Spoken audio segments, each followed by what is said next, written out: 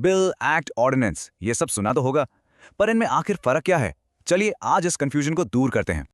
अगर आपको भी ये लीगल टर्म्स कंफ्यूज करते हैं तो चिंता मत कीजिए, आज सब कुछ सिंप्लीफाई कर देंगे। कानून कैसे बनता है ये समझने के लिए पहले गवर्नमेंट के स्ट्रक्चर को समझना जरूरी है। सरकार के 3 मेन हिस्से हैं। लेजिस्लेटिव, जो कानून बनाती है, एग्जीक्यूटिव, जो उन्हें लागू करती है, और जुडिशरी, जो उन्हें इंटरप्रेट करती है।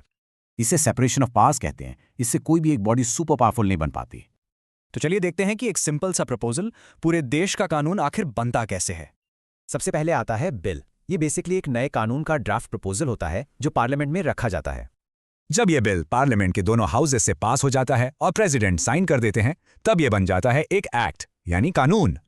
तो प्रोसेस सिंपल है, इंट्रोड्यूस करना, डिबेट करना, पास करना और आखिर में प्रेसिडेंट का अप्रूवल। लेकिन सोचिए, अगर पार्लियामेंट सेशन में नहीं है और कोई अर्जेंट कानून लाना पड़े तो क्या होगा? ऐसे टाइम पर काम आता है ऑर्डिनेंस। ये प्रेसिडेंट द्वारा जारी किया गया एक टेम्पररी लॉ होता है। पर याद रहे, ये टेम्पररी है। इसकी मैक्सिमम लाइफ सिर्फ 6 महीने और 6 हफ्ते ही होती है। ठीक है, एक्ट तो बन गया, पर इसको प्रैक्टिस में यानी जमीन पर कैसे लाया जाता है? यहाँ आते हैं रूल्स। इन्हें एग्जीक्यूटिव्स बनाती है ताकि एक्ट को ठीक से इंप्लीमेंट किया जा सके। अब रेगुलेशंस को देखिए, ये गवर्नमेंट नहीं बल्कि इंडिपेंडेंट बॉडीज अपने काम के लिए बनाती हैं। तो सिंपल डिफरेंस ये है, रूल्स एक्ट को लागू करने के लिए हैं और रेगुलेशंस उस बॉडी के कामकाज के लिए।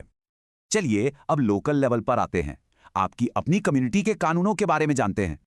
ये हैं बायलॉज। इन्हें लोकल अथॉरिटीज जैसे म्युनिसिपल कॉर्पोरेशन या हाउसिंग सोसाइटीज बनाती हैं।